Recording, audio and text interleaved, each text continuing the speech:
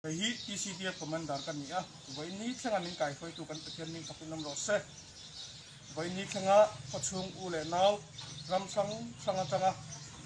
ke pe lama tanga po ni se an nei sum le pai ui lawa min patu zong zong lalpan ale tam takin mal som ro se tun tum in baina tuingo le pan in baina boruaka kan har satna silai mu om huna min boy pui tu min petu te kkg kali pdf le pan taka pha le kinu paka pha te chunga po kan lom le ani voi ni thanga chum lo chat lawa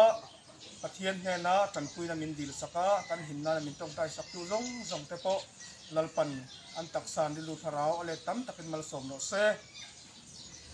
kan no me na le zamai na khat kan pa kan pathian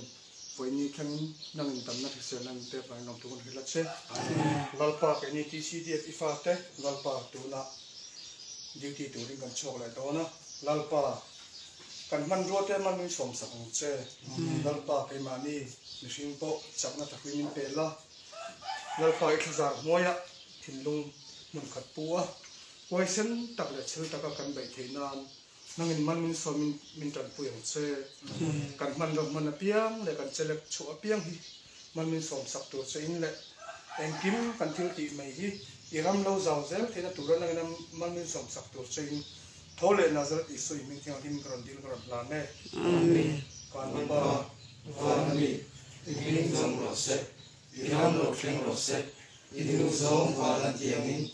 lemin ti ro se ni kin kana kurin zo min teng che